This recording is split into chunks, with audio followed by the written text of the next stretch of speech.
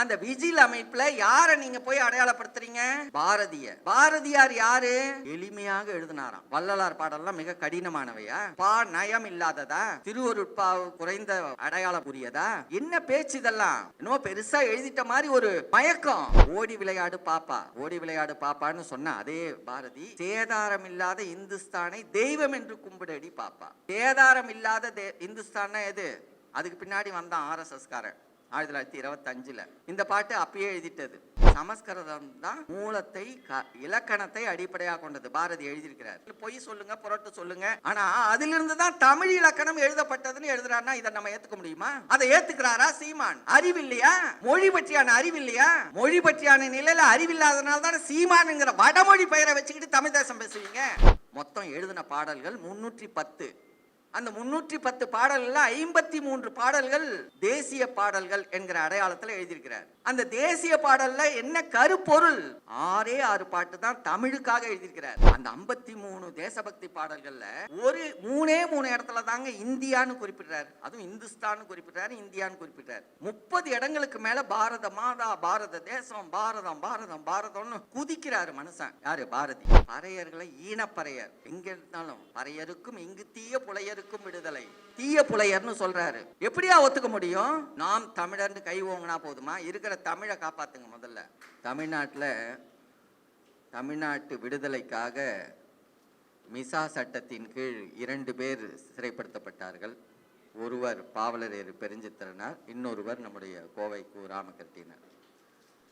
தமிழ்நாடு விடுதலை கேட்டாங்க என்பதற்காக பல ஆயிரக்கணக்கானார் அந்த காலத்தில் மிசாவில் சிறைப்படுத்தப்பட்டாங்க. ஆனால் தமிழ்நாடு விடுதலைக்காக போராடினார்கள், பேசினார்கள் என்பதற்காக சிறைப்பட்டவர்கள் அந்த 2 பேரும். அதனால தமிழ்நாடு தமிழ் தேச விடுதலை என்கிற அடையாளத்தில் செயலாற்றி வருகிற அடிப்படை நோக்கத்தை கொண்டிருக்கிற இயக்கம் தந்தை பெரியார் திராவிடர் கழகம். அந்த இயக்கத்தினுடைய முன்னெடுப்பாக இந்த கருத்தரங்கம் நடைபெற்று வருகிறது. இதில் குறிப்பாக பெரியாரை தூற்றுகிற இரண்டகர்கள் என்கிற அடிப்படையிலே 3 பேரை பட்டியலிட்டிருக்கிறார்கள். பெரியாரை போற்றுகிற என்கிற அடிப்படையில் இங்கே 4 பேரை படமாக அடையாளப்படுத்தி இருக்கிறார்கள். இவர்கள் மட்டுமல்ல, பெரியார் என்று அந்த சிறப்பு பெயரை அளித்தவரே நம்முடைய மறைமலையடிகளார் மகள். அவங்க நீலாம்பிகை அம்மையார். அவங்க தான் தனித்தமிழ் இயக்கத்தினுடைய அடிப்படை தோற்றத்திற்கே அடிப்படையானவங்க. 1938 பெரியாருக்கு பெரியார் என்கிற பட்டம் தரப்படுகிறது. தனித்தமிழ் இயக்கத்தை மறைமலையடிகளார் தோற்றுவிப்பதற்கே மூல காரணமாக இருந்தவர் நம்முடைய நீலாம்பிகை அம்மையார். அவர்களுடைய தலைமையில் நடந்த மாநாட்டில் தான் பெரியார் அவர்களுக்கு பெரியார் என்கிற பட்டம் அளிக்கப்படுகிறது. அதனால் தமிழ் தொடர்பான இயக்கத்தவர்கள் பெரியாருக்கு மாறாக நின்றார்கள் அல்லது இருந்தார்கள், பேசினார்கள் என்பதான கருத்து முதலில் தவறான கருத்து. மறைமலையடிகளாரை மிகவும் ஏற்றி போற்றி கொண்டவர் நம்முடைய பெரியார் அவர்கள். பெரியாரும் மறைமலையடிகளாரும் பல நிகழ்ச்சிகளில் பங்கெடுத்திருக்கிறார்கள். அவரை தலைவர் என்று கூட பெரியார் விழித்திருக்கிறார். தமிழை பொறுத்தளவிற்கு எனக்கு தலைவராக நான் மதிக்கக்கூடியவர் மறைமலையடிகளார். மற்றபடி இந்த சமூகத்தினுடைய நிகழ்வுகளை பொறுத்தளவிற்கு நான் ஒரு பெருங்கொள்கைகளை கொண்டிருக்கிறவன் என்று சொன்னாலும் கூட, தமிழை பொறுத்தளவிற்கு தமிழ் இலக்கிய பரப்பு, தமிழ் இலக்கண வகைப்பாடு இவற்றையெல்லாம் கணக்கெடுக்கிற பொழுது எனக்கு தலைவராக நான் மறைமலையடிகளாரை மதிக்கிறேன் என்பதாக அவர் அடையாளப்படுத்தினார். மறைமலையடிகளார் மட்டுமல்ல, மறைமலையடிகளாருடைய மகனார் திருநாவுக்கரசு, அவரும் 1938 இந்திய எதிர்ப்பு போராட்டத்தில் சிறைப்பட்டு அவருக்கு ஒரு பொறுப்பு பிணை கிடைக்கிறது, கட்டாய பிணை. அப்போ ஈரோட்டில் போய் தங்குறார். ஈரோட்டில் 1 மாதம் திருநாவுக்கரசு ஐயாவுடைய பெரியாருடைய வீட்டில் தங்கி அந்த பொறுப்பு பிணையல்ல கையெழுத்திடுகிறார். கையெழுத்து போடுறதுக்காக ஈரோட்டில் போய் தங்குறார். திருநாவுக்கரசு வரத்துக்கு முன்பே பெரியார் என்ன பண்றாங்க, அவங்க வீட்டில் திருநாவுக்கரசு வராரு, மறைமலடிகளாருடைய மகன். அவர் முழுக்க புலால்லாம் சாப்பிடுறதில்ல. அதனால அவர் இந்த வீட்டில் தங்கி விருந்தினராக இருந்து போகிற வரைக்கும் வீட்டில் புலாலெல்லாம் செய்யாதீங்க அப்படின்னு நிறுத்தி வச்சிருக்கிறார். எவ்வளவு அடிப்படையான பண்பு பாருங்க. இந்த பண்பை பெரியார் எங்கேயுமே குறிப்பிடல, திருநாவுக்கரசு எழுதியிருக்கிறார். நான் ஒரு 4-5 நாள் கழித்த பிறகு, என்ன எனக்கு வீட்டில் நீங்கள்லாம் புலால் சாப்பிடுவீங்களே, ஏன் செய்யலையா அப்படின்னு நான் கேட்டேன். வீட்டு அம்மா சொன்னாங்க, இல்லை நீங்கள் போகிற வரைக்கும் வீட்டில் புலாலே செய்யக்கூடாது, அந்த செய்தால் அந்த மனம் கூட அவருக்கு ஒரு ஒவ்வாமையை தோற்றுவிக்கும், அதனால் அவர் இருக்கிற காலம் வரைக்கும் புலாலே செய்யாதீங்கன்னு பெரியார் நிறுத்தி வச்சிருக்கிறார்னா மிகப்பெரிய பண்பு. இந்த பண்பு யாருக்கும் வராது. அறம்போலும் கூர்மைரேனும் மரம்போல்வர் மக்கட்பண்பில்லாதவர் அப்படின்னு திருவள்ளுவர் குறிப்பிடுறார். அடிப்படையில் ஒரு மர உணர்ச்சி பண்போட இருக்கணும். அந்த பண்பில்லாதவர்களை மரம் போன்றவர் அப்படின்னு திருவள்ளுவர் அடையாளப்படுத்துறார்.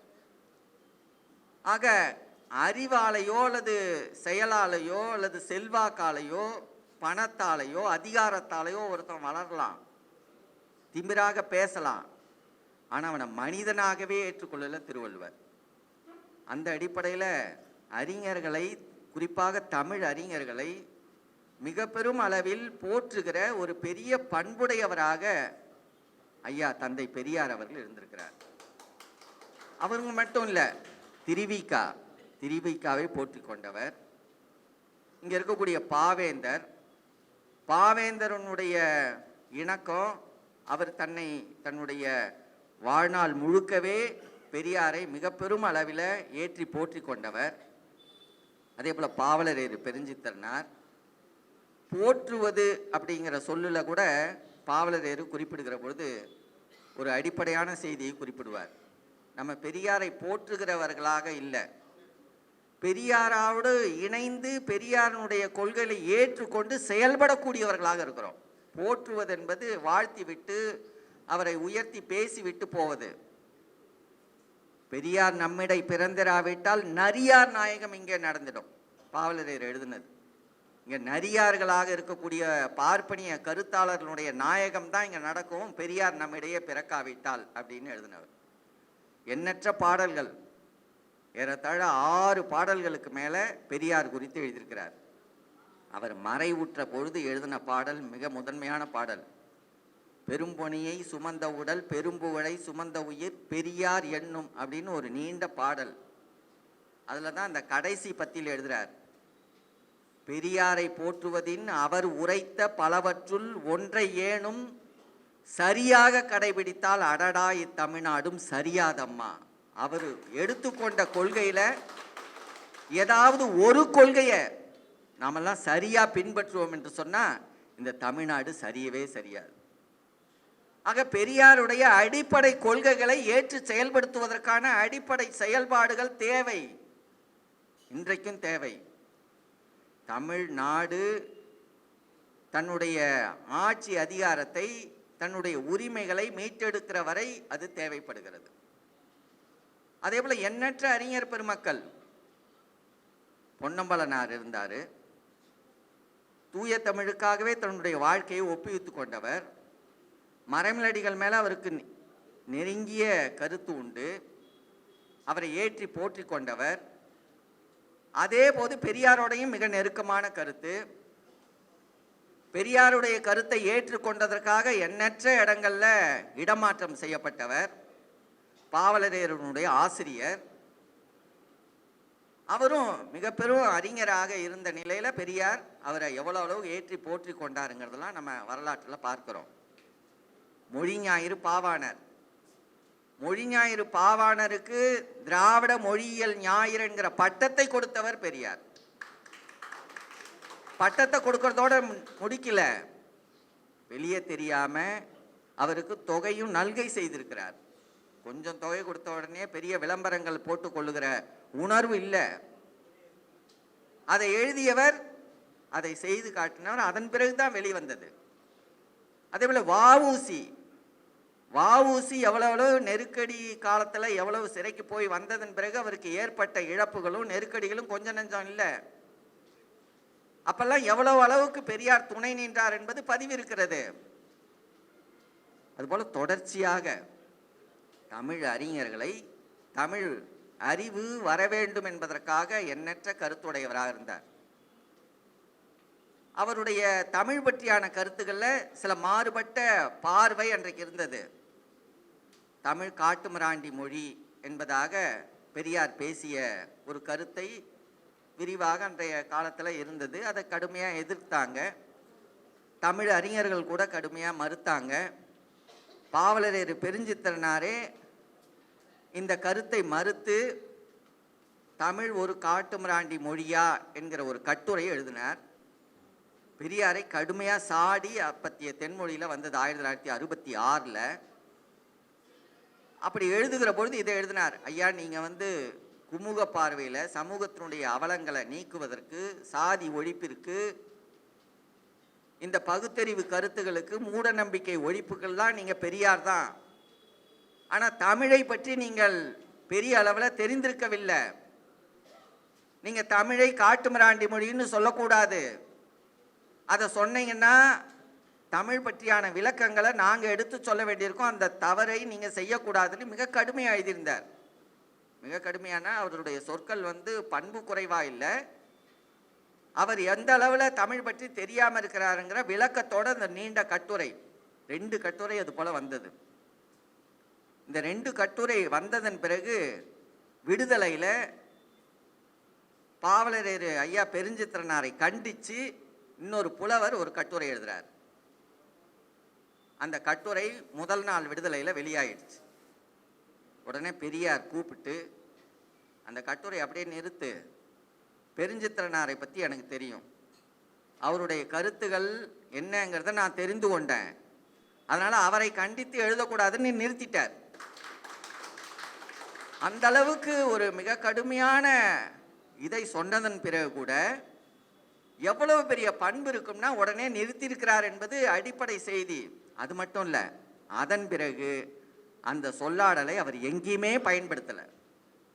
பெரியாரும் தமிழும்னு பாவலரேறு ஐயா அவர்கள் ஐயா மறைந்ததன் பிறகு ஒரு கட்டுரை எழுதியிருக்கிறார். அதில் அவருடைய தமிழ் உணர்ச்சிகளை, தமிழினுடைய சிறப்பு பார்வைகளை அவர் எவ்வாறெல்லாம் புரிந்து கொண்டார் என்பதற்கான விளக்கங்களை எல்லாம் மிக ஆழமாக குறிச்சிருக்கிறார். அதெல்லாம் மிக விரிவான செய்திகளோடு தமிழ் அறிஞர்களோடும் தமிழ் உணர்வாளர்களோடும் ஒரு நெருக்கத்தை கொண்டிருந்தார் பெரியார் என்பதற்கான மிகச்சிறந்த சான்றுகள். தமிழ்நாட்டில் திருக்குறள் என்பது 2000 ஆண்டுகளுக்கு முன்பு தோன்றி 1000 ஆண்டுகளுக்கு பிறகுதான் அதுக்கு உரை எழுதப்படுகிறது. தொடக்கத்தில் அதுக்கு உரை எழுதியவர்கள் 10 பேர். மணக்குடவர் தொடங்கி 10வது ஆளா எழுதினவர் பரிமேலழகர். பரிமேலழகர் ஒரு வைதிக கருத்துடையவர், பிறப்பாலையும் ஒரு வைதிக பிராமணர், பார்ப்பனர்.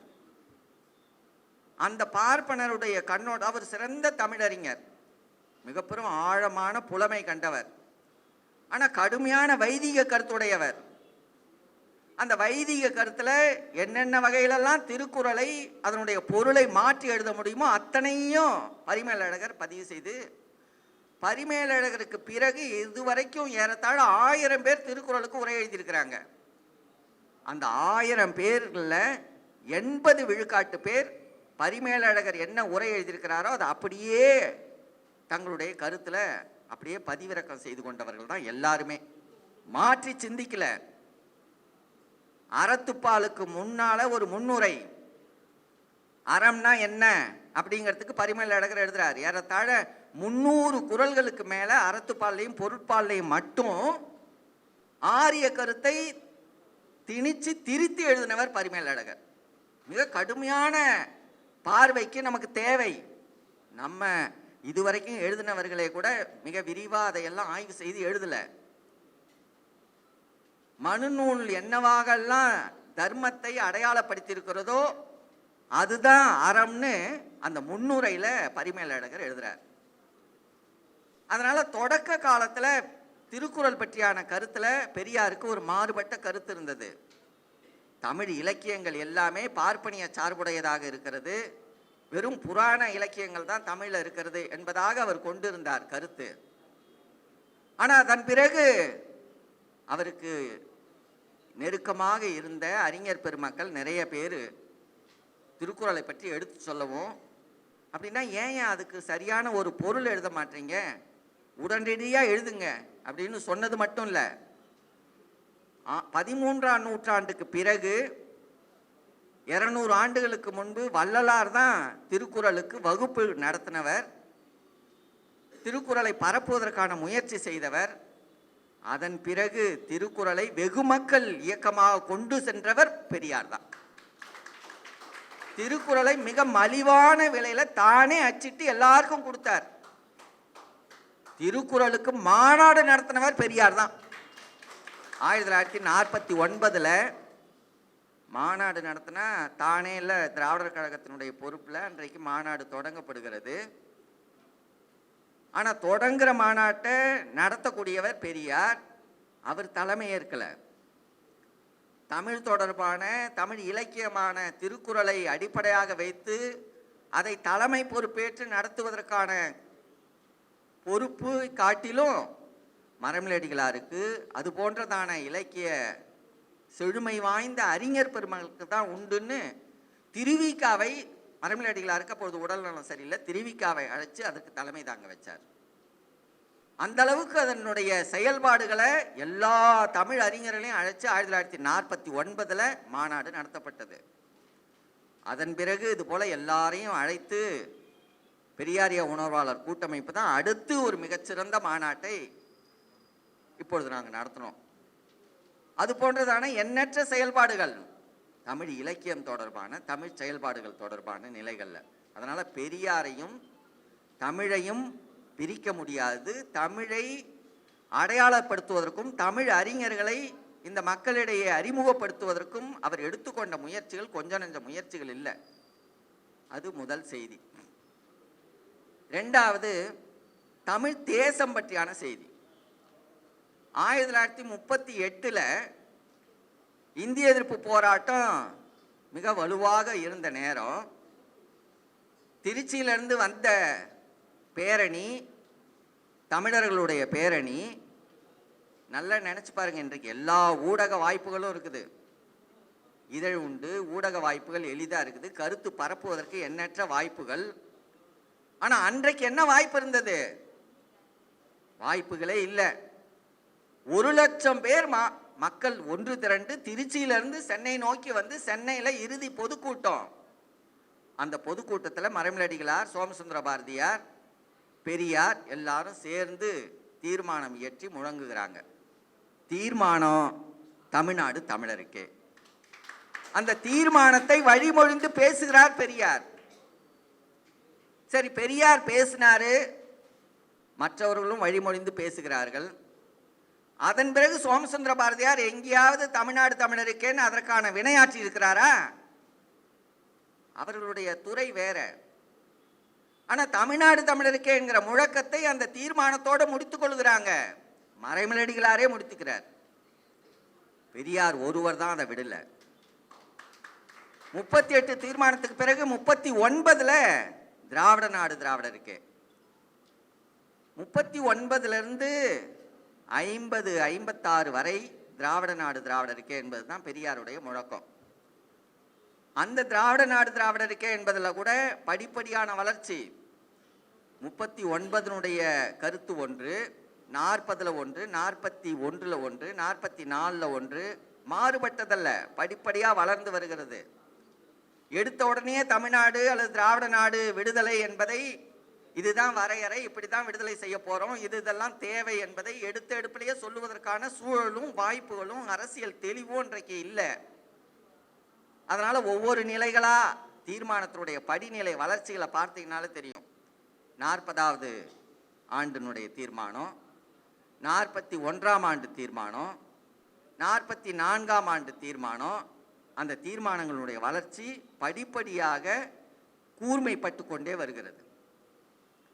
அப்படி கூர்மைப்பட்டு வந்த திராவிட நாடு திராவிடருக்கு 56ல் மொழிவழி மாநிலங்கள் பிரிக்கப்பட்ட பிறகு அப்ப அறிவிக்கிறார் பெரியார், இனி திராவிட நாடு திராவிடருக்கே என்பது சரியில்லை, அதை நான் ஏற்கவில்லை, திராவிட நாடு திராவிடருக்கே என்பது பிழையான கருத்து, இனி தமிழ்நாடு தமிழருக்கே என்பதுதான் சரி.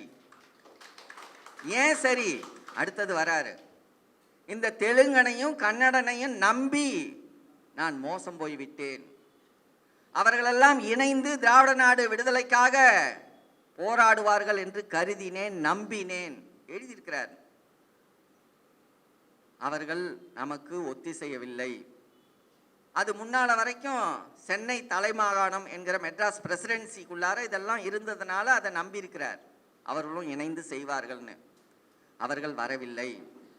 எனவே தோழர்களே, இனி தமிழ்நாடு தமிழருக்கே என்பதுதான் சரியானது. எனவே பச்சை குத்தி கொள்ளுங்கள், எல்லாரும் தமிழ்நாடு தமிழருக்கே பச்சை குத்தி கொள்ளுங்கள், வில்லை அணிந்து கொள்ளுங்கள், பேட்ச் அணிஞ்சுக்கிங்க அப்படின்னு அறிவிப்பு செய்கிறார். அன்றைக்கு தலைமை பொறுப்பில் இருந்தவர் குத்தூசி குருசாமி. அவர் ஒரு நெசவு தொழிலை அடிப்படையாக கொண்ட ஒரு வாழ்க்கை பின்னணி உள்ளவர். உடனே அன்றைக்கு இருந்த எல்லா திராவிடர் கழக தோழர்களும் வேட்டியில் தமிழ்நாடு தமிழருக்கேன்னு கரை பதிக்கப்பட்டு, புடவைகளில் தமிழ்நாடு தமிழருக்கேன்னு பதிக்கப்பட்டு எல்லாரும் உடை உடுத்திக்கிறாங்க. யார் செஞ்சா? யார் செஞ்சா? தமிழ்நாட்டில் எதற்காவது பணிந்தாரா? இந்தியாவிலேயே 1947 அன்றைய கூட்டத்தில் விஜில்ங்கிற அமைப்புக்கு நான் பின்னால் பேசலான் இருந்தேன், இதோட இணைத்து அதை சொல்லுவதற்காக தேவைப்படுகிறது. விஜில் என்கிற அமைப்பு, இங்கே வந்திருக்கிற தோழர்கள் யாராவது 86களில் ஈழச்சிக்கல் வலுப்பெற்றிருந்த சூழலில் என்ன நடந்தது என்பது எல்லாருக்கும் தெரிஞ்சதுன்னா எல்லாருக்கும் இந்த கருத்தை ஒப்பிட்டு பார்க்கணும். 86ல் தமிழன் கறி கிடைக்கும்னு கொழும்புல, யாழ்ப்பாணத்தில் இங்கெல்லாம் போட்டுக்கிட்டு விற்பனை செஞ்சுக்கிட்டு இருந்த நேரம், அவ்வளவு திமிரோட இயங்கி கொண்டிருந்த அந்த சூழல்ல விஜில் அமைப்பு இங்க ஈழத்துக்கு எதிராக இந்திய அரசினுடைய பொய் பரப்பலுக்கு சார்பாக இருந்து நிகழ்ச்சிகளை நடத்துகிறது. அப்பெல்லாம் நாங்கெல்லாம் இளைஞர் அமைப்புகளை கட்டி, எங்களுக்கு வேலையே இது போல் ஏதாவது கூட்டத்துக்கு போகிறது, அங்கே போய் இது போல் எதிர்நிலையில் பேசக்கூடியவர்களுக்கிட்ட ஏதாவது தருக்கமிடுறது, சண்டை போடுறது, அடிச்சுட்டு வர்றது, இது இப்படி நாங்கள்லாம் கல்லூரி முடித்த காலம் அதெல்லாம். அதனால் மிகப்பெரும், அதனால் அந்த விஜில்னே எனக்கு அதற்கு பிறகு அந்த விஜில் வேலை செய்யலை, மிகப்பெரும் அடி வாங்கின நேரம் அந்த நேரம். விஜில் அமைப்பு அப்பயே ஒரு சில நிகழ்ச்சிகளை நடத்திட்டு விட்டுட்டாங்க. அந்த விஜில் இப்போ கிளந்து வருது பாருங்க எப்படியான நிலையில, யாரோட வருது? யார் தனக்கு சாதகமாக பார்ப்பனியத்திற்கு ஆதரவாக தன்னுடைய கடப்பாரை வாங்கி யார் குத்த வருவானோ அவரை கூப்பிடுது. அப்ப தெரியுது இல்ல, இப்படியான சூழல்ல இந்த அன்றை மொழி இன மக்களை எல்லாம் எப்படி ஏற்றுக்கொள்வதுங்கிறதுல இருந்து தமிழ்நாடு தமிழருக்கே என்கிற அரசியல் தெளிவில் பெரியார் 56க்கு பிறகு அதை எவ்வாறு வலுப்படுத்தினாரு? அந்த வலுப்படுத்தினதோட மட்டும் நிக்கல, அதனுடைய அரசியலை அதன் பிறகு ஒவ்வொரு நிகழ்வுகள்லையும் கட்டாயப்படுத்துறார். 67ல் வலுப்படுத்துறார், வலிமையா சொல்றார். தில்லி அரசுக்கு எதிரான ஒரு கண்டன நாள். தோழர் பாரதி இதெல்லாம் குறிப்பிட்டார். தமிழ்நாடு நீங்களாக இந்திய பட எரிப்பு, இந்த போராட்டங்கள்லாம் வேற யாரும் செய்யல. 47ல் இந்தியா விடுதலை அடைவதாக அறிவித்ததன் போது இந்தியாவிலேயே வேற யாருமே இந்திய விடுதலை போராட்டத்தை, விடுதலை பெற்றதான அறிவிப்பை மறுத்தவர்கள் யாரும் கிடையாது. அதை இழவு நாள்னு மிக துணிச்சலோடு சொன்ன ஒரே தலைவர் பெரியார் தான். இது விடுதலை இல்லை. பெரிய அண்ணல் அம்பேத்கர் கூட என்ன சொன்னான்னா, இது எங்க மக்களுக்கான விடுதலை இல்லை, எங்க மக்கள் இன்னும் அடிமையில தான் இருக்கிறார்கள், சாதியினுடைய அடிநிலைகளில் நாங்கள் துவண்டு கிடக்கக்கூடிய சூழலில் எங்களுடைய விடுதலையாக இந்த விடுதலை ஏற்க முடியாது என்பதை பொதுப்பட அவர் ஏற்றுக்கொண்ட கொள்கையிலிருந்து அடையாளப்படுத்தினார். ஆனால் பெரியார் அவர்கள் தான் இது ஒரு இழவு நாள், இந்தியாவினுடைய விடுதலையை நம்ம ஏற்க முடியாது, அந்த முரண் தான் திராவிடர் கழகத்திலிருந்து திராவிட முன்னேற்ற கழகம் விளக்குவதற்கான ஒரு அடிப்படை முரணாக இருந்தது. 47 இந்த நிகழ்வுக்கு பிறகு 49 திமுக உருவெடுக்கிறது. திமுக உருவெடுத்ததன் பிறகு திமுக தன்னுடைய அரசியல் நிலைப்புக்காக ஒரு முழக்கத்தை வலுவா முன்னெடுக்க வேண்டிய தேவை அதற்கு ஏற்பட்டது. அடைந்தால் திராவிட நாடு, இல்லையேல் சுடுகாடு. திராவிட நாடு திராவிடருக்கே, அதற்கான ஒரு பெரிய திட்டத்தை அமைக்கிறாங்க. அந்த கொள்கையை அடையாளப்படுத்தி பல இடங்கள்லையும் கர்நாடக பகுதியில், ஆந்திர பகுதிகளில் எல்லாம் போய் துண்டறிக்கைகள் அடித்து அறிக்கைகள் வெளியிட்டதெல்லாம் பண்ணுறாங்க. பெரியார் 56 சொன்னார்ல, இந்த தெலுங்கனையும் கன்னடனையும் நம்பி நான் மோசம் போனேன், அவர்கள் நம்மை ஏமாற்றி விட்டார்கள் சொன்னார்ல, அதோட நிக்கல. திராவிட முன்னேற்ற கழகம் திராவிட நாடு குறித்து பரப்பல் செய்து கொண்டிருக்கிற பொழுது பெரியாருடைய அறிக்கைகள் ரொம்ப அடிப்படையான அறிக்கைகள். திராவிட நாடுங்கிற கருத்து எவ்வாறெல்லாம் பிழையானதுன்னு 1960 விடுதலையை நீங்க முழுக்க பார்த்தீங்கன்னா, மே மாதம் தொடங்கி ஏறத்தாழ 6-7 மாதங்கள் தொடர்ச்சியா அந்த கட்டுரைகளை ஆணித்தரமா எழுதுறார். எப்படியா நீ திராவிட நாடு திராவிடருக்கேன்னு சொல்றீங்க, அப்ப திராவிட நாடுக்கான போராட்டத்தை வச்சிங்களா? இன்னைக்கு நாம கேட்கிறோம்ல சீமானை பார்த்து, தமிழ்நாடு விடுதலை அல்லது தமிழ் தேசம்னு பேசுறீங்களே, அந்த தமிழ் தேசம்னு பேசுறீங்கன்னா அதுக்கான போராட்டம் இருக்கணும்ல. இதே கேள்வி பெரியாரால் முன்னெடுக்கப்படுகிறது. திராவிட நாடு திராவிடருக்கேன்னு சொல்றீங்களே, அதுக்கான போராட்டம் இருக்கா? அதற்கான என்ன திட்டமிடல்? நீங்க உங்க மாநிலத்திலிருந்து இத்தனை பேர் போவீங்க நாடாளுமன்றத்துக்கு, ஆந்திராவில இருந்து அத்தனை பேரேன்னு கூட்டிக்கலாம், கர்நாடகத்திலிருந்து இத்தனை பேரை கூட்டிக்கலாம். இவ்வளோ பேர் சேர்ந்தால் கூட 85 பேர் தான் வருகிறீங்க. 86 பேர் உத்தரப்பிரதேசத்தில் மட்டும் இருக்கிறான். எப்படி உங்களுடைய கோரிக்கை நிறைவேறும்? அது மட்டுமல்ல, இந்த கோரிக்கையை வெறுமனா போய் நாடாளுமன்றத்திலையும் சட்டமன்றத்திலையும் பேசி நீங்க விடுதலை பெற்றுடுவீங்களா? பேசி விடுதலை பெற முடியுமா? பெரியார் எழுப்பின கேள்வி. நீங்க முதலமைச்சராகி அதுல இருந்து தீர்மானிச்சிட முடியுமா விடுதலைய? பெரியார் எழுதுறாரு. நம்ம இன்றைக்கு எதையெல்லாம் எழுப்புகிறோமோ அதையெல்லாம் பெரியார் அன்றைக்கு மிக பெரும் தாக்குதலுக்கு உள்ளான பிறகு எழுப்புறார். ஏன் இந்த தாக்குதல்? திராவிடர் கழகம் மிக வலுவாக 44 தொடங்கி 47, 48 மிக வலுவா வளர்ந்திருந்த நேரம், யாரும் அசைக்க முடியாத வளர்ச்சி. அந்த வளர்ச்சி நேரத்தில் சிதைவு ஏற்பட்டு திமுக அரசியல் நோக்கம் கருதி விலகி போனதுனால அவருக்கு ஏற்பட்ட மனத்தாக்கம் கொஞ்சம் நஞ்ச தாக்கம் இல்லை. நம்ம இந்த உண்மைகளை ஒரு வரலாற்று அடிப்படையில் புரிந்து கொள்ளணும். அந்த புரிதல் எதற்காகனா, இனி ஏற்படக்கூடிய பிழைகளுக்கு அது விடையாக இருக்க வேண்டும் என்பதற்கு தெளிவோட புரிந்து கொள்ளணும். அந்த சூழலுக்கு பெரியார் எப்படி எதிர்கொண்டார், அந்த எதிர்கொள்ளுல இருந்து மீண்டும் வரார்.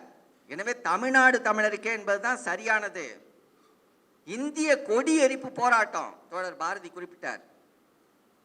தமிழ்நாடு நீங்களாக இந்திய படை எரிப்பு போராட்டம், வடநாட்டான் கடை மறியல், அது போன்றதான போராட்டம் இன்னைக்கு கூட நடத்தலை யாரும்.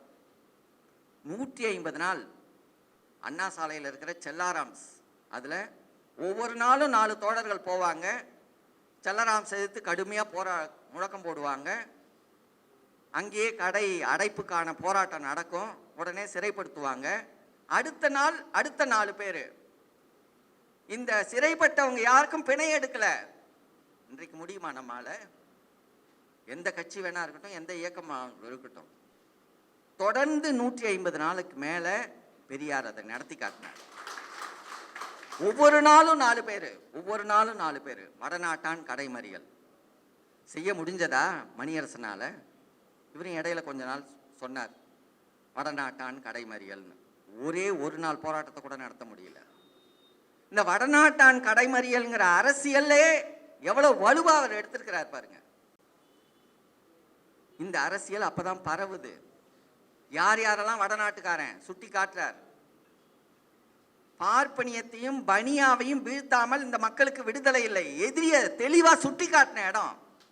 அதேதான் அம்பேத்கரும். பார்ப்பனியத்தையும் முதலாளியத்தையும் வீழ்த்தாமல் இந்த மக்களுக்கு விடுதலை இல்லை, அம்பேத்கர் சொன்னது. இவரும் அதேதான், பார்ப்பனியத்தையும் பனியாவையும் வீழ்த்தாமல் இந்த சமூகம் விடுதலை அடையாது. எவ்வளவு தெளிந்த பார்வையில இந்த அரசியலை கொண்டு போனாங்க. ஐயா என்னங்கய்யா இப்படியே இருக்கிறீங்க, தமிழ்நாடு விடுதலைக்காக நாள் குறிக்க வேண்டாமா, போராட வேண்டாமா? நான் முதல் ஆளா இருக்கிறேன்யா, 1,00,000 பேர் தன்னை ஈகப்படுத்திக் கொள்வதற்காக வரட்டும், நான் உடனே போராட்டத்தை முன்னெடுக்கிறேன், அதுக்கான வேலையில திரட்டுங்க அப்படின்னு கட்டாயப்படுத்துறார். சிறைக்கு போவதில் அஞ்சாத ஒரு பெரிய முயற்சி.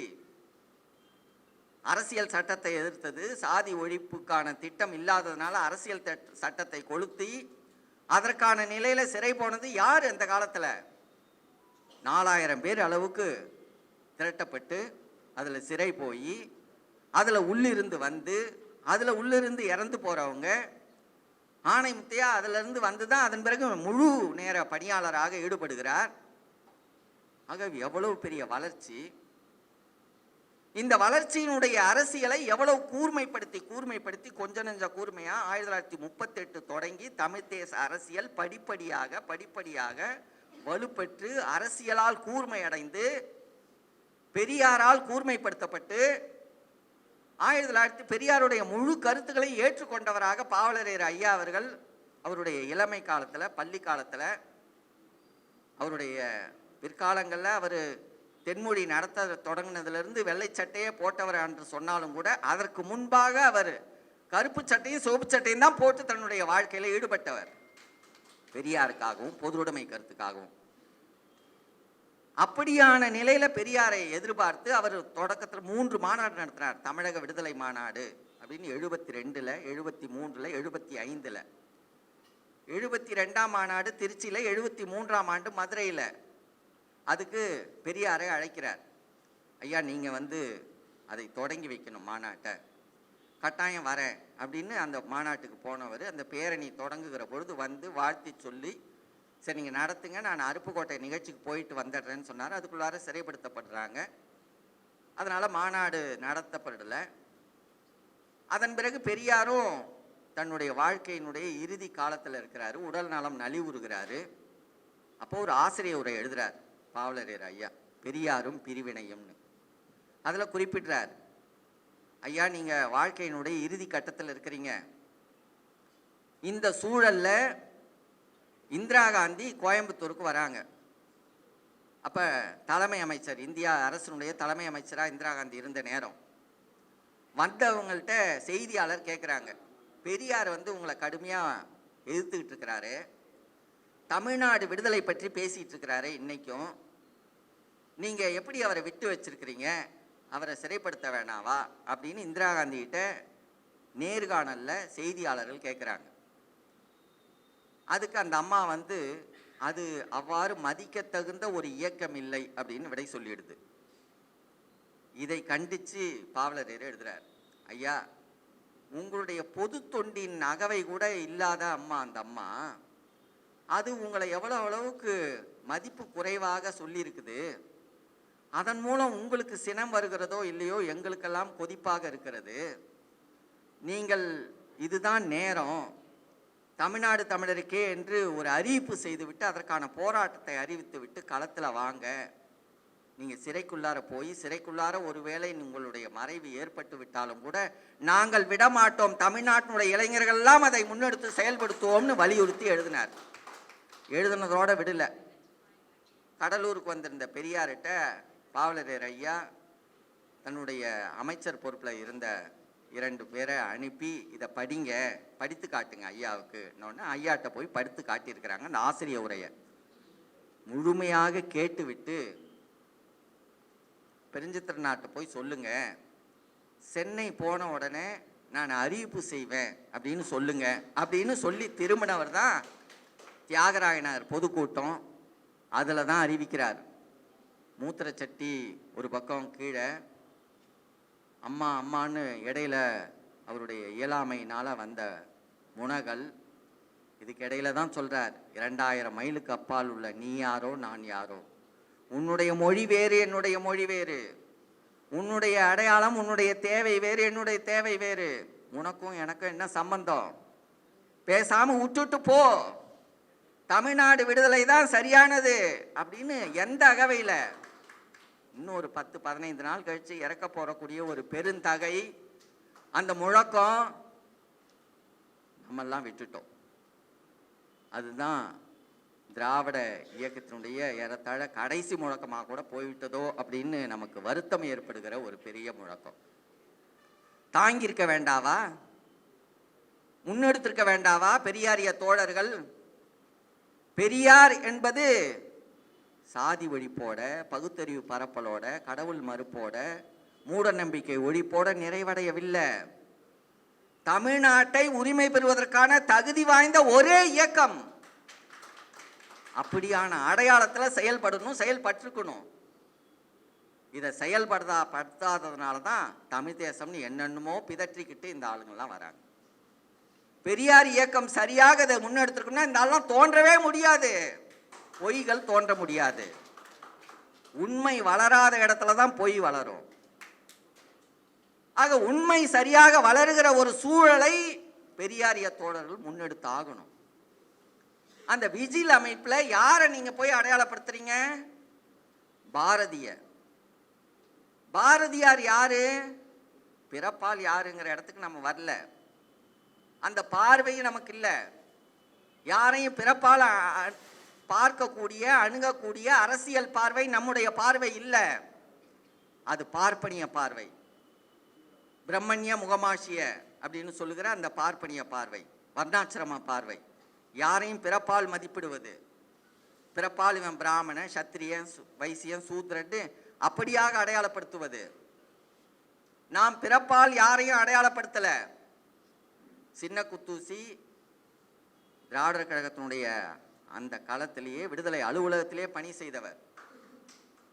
வேலைக்கு வைக்கலையா பெரியார்? பிறப்பால கணிச்சா வேலைக்கு வச்சாரு. கோட்பாடு என்ன? பாரதியாரை நாம் பிறப்பால் சொல்லவில்லை. அவருடைய அரசியல் என்ன? எளிமையாக எழுதினாராம்.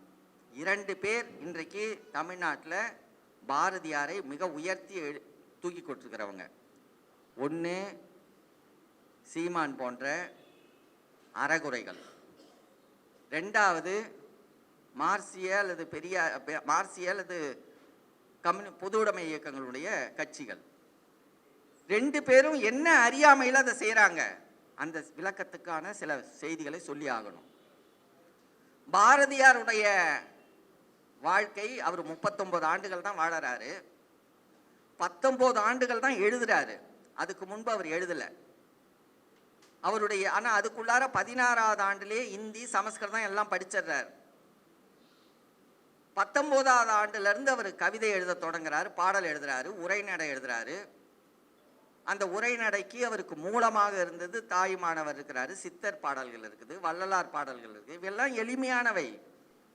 வள்ளலார் பாடல்லாம் மிக கடினமானவையா? நயம் இல்லாததா? திருவருட்பா குறைந்த அடையாளத்துக்குரியதா? சித்தர்களுடைய பாடலெல்லாம் இன்றைக்கும் ஓட்டமாக இல்லையா? நட்டக்கல்லை தெய்வம் என்று 4 புட்பம் சாத்தியே நட்டக்கல்லும் பேசுமோ நாதன் உள்ளிருக்கையில், இதெல்லாம் கடினமா இருக்குதா? என்ன பேச்சு இதெல்லாம்? பாரதி தான் முதல் எளிமையா எழுத பழகினவரா?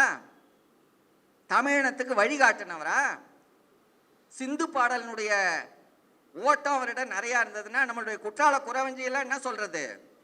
குறவஞ்சி பாடல்கள்லாம் கொஞ்சமா ஓடும் பாட்டு எடுத்தா.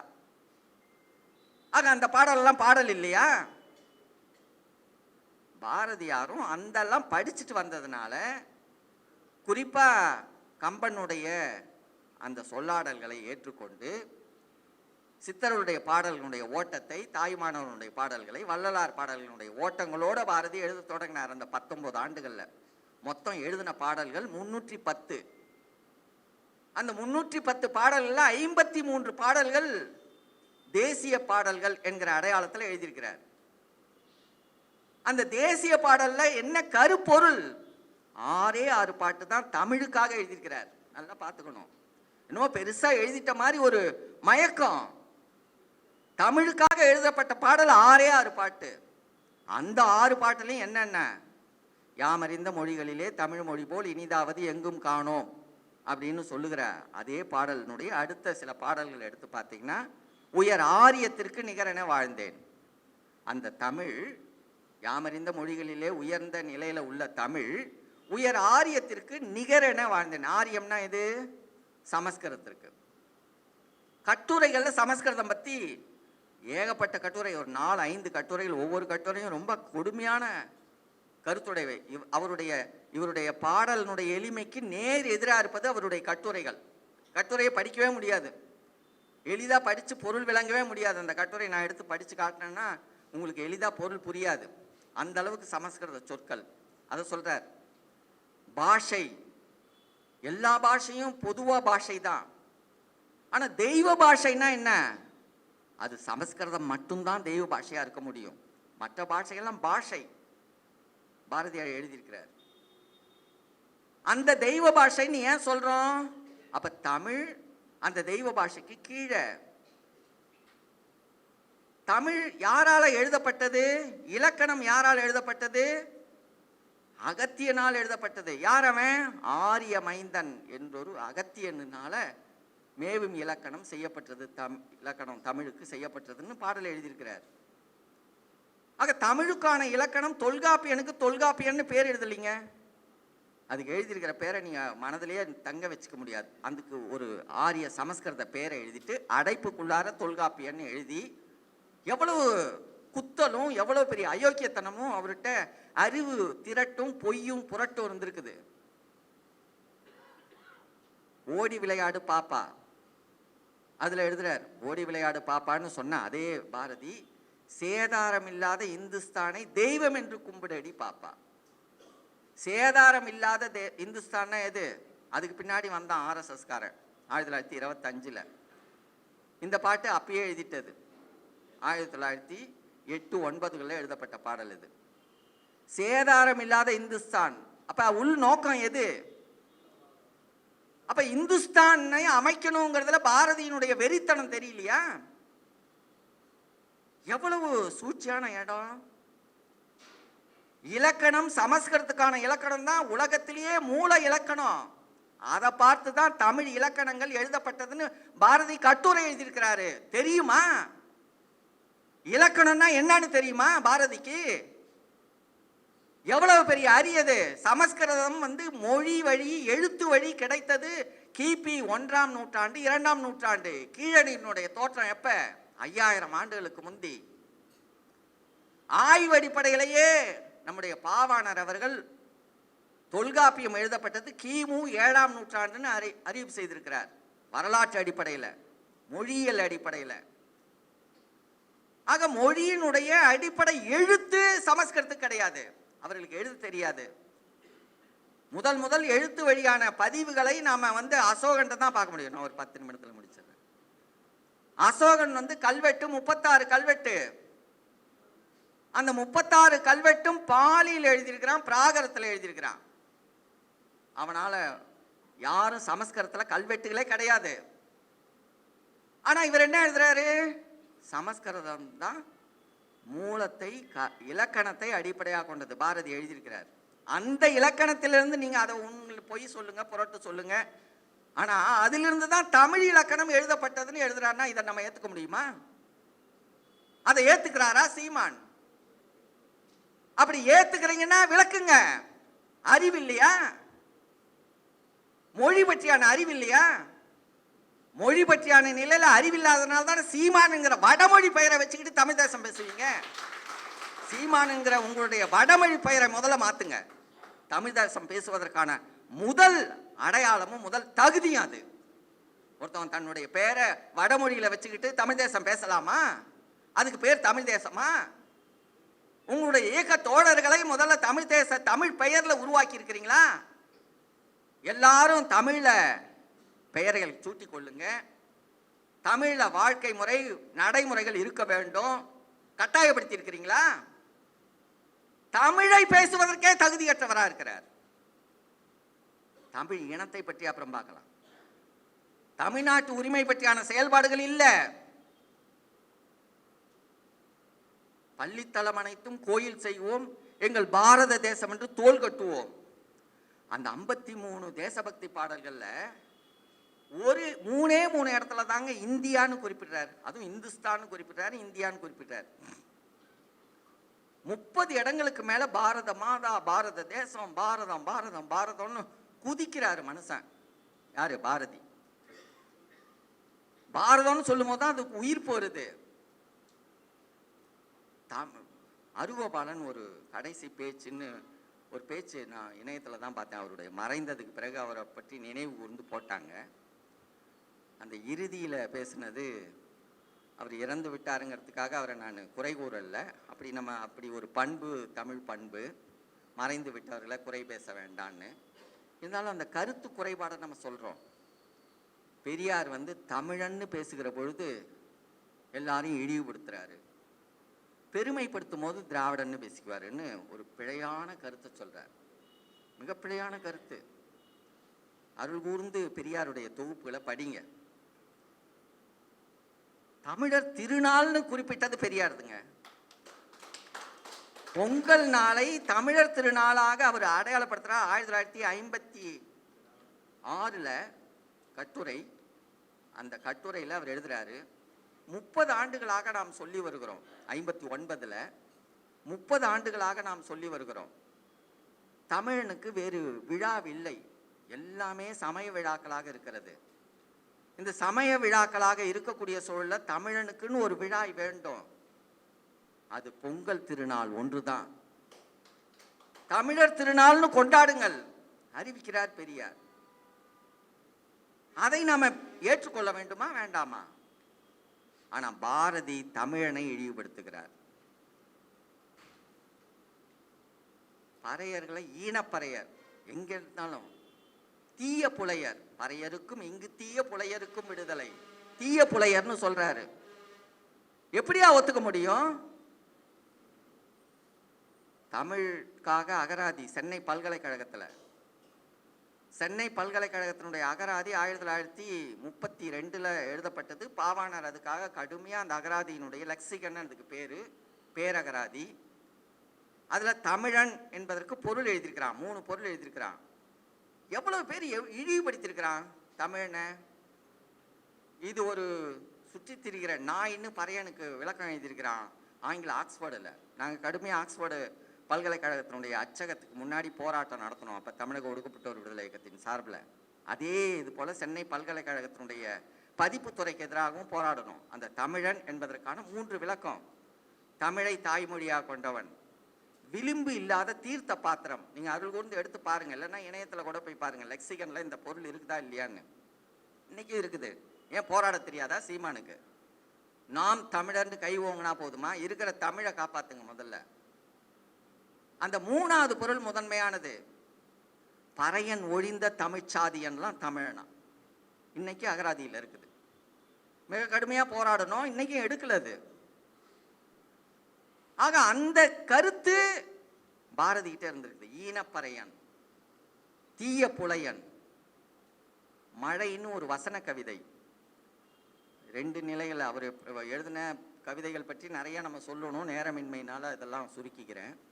அந்த வசன கவிதை, மழை, ஊரெல்லாம் மழை பொழிகிறது, மழையிலேயே நடக்கிறார்கள் தமிழர்கள். எழுதுறார், தமிழன் மழையிலேயே நடக்கிறான், மழையிலேயே உட்கார்ந்திருக்கிறான், மழையிலேயே படுத்து கிடக்கிறான்.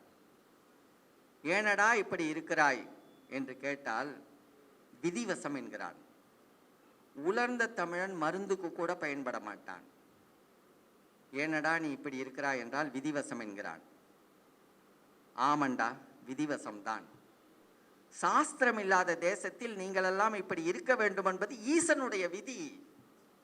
தமிழ்நாட்டில் சாஸ்திரங்கள் இல்லை, அதனால்தான் நீங்க எல்லாம் இப்படி கிடக்குறீங்கன்னு வசன கவிதையில எழுதியிருக்கிறாரா இல்லையான்னு போய் பாருங்க. தமிழ்நாட்டில் என்ன சாஸ்திரம் இல்லை? அவனுடைய பார்ப்பனிய கலாச்சார சாஸ்திரங்கள் இல்லை.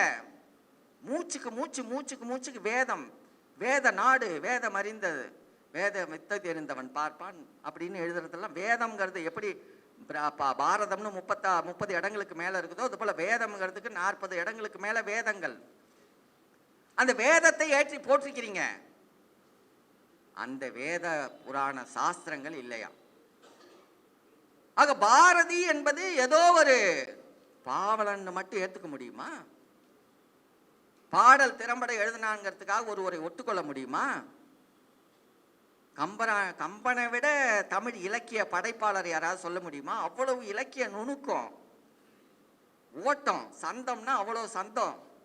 ஆனா கம்ப ராமாயணத்தை நம்ம படித்து அதனுடைய கரு என்ன, அது இந்த மக்களுக்கோ இந்த சமூகத்துக்கோ என்ன பயன்?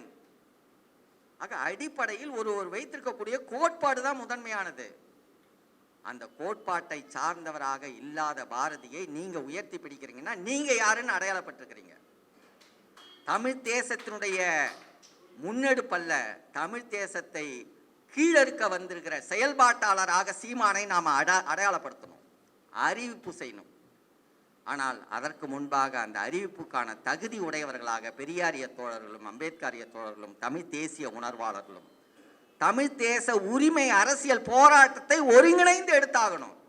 இந்த ஒருங்கிணைவான விடுதலை போராட்டம் தான் சீமானை இந்த அரங்குக்குள்ளாரையே நுழைய விடாதபடி தூக்கி அடிக்கும். அந்த ஒருங்கிணைந்த தமிழ் தேச உரிமை விடுதலை போராட்டத்தை முன்னெடுப்போம் என்று கூறி, அந்த வகையில் நாம் அனைவரும் ஒருங்கிணைய வேண்டும் என்று கூறி விடைபெறுகிறேன்.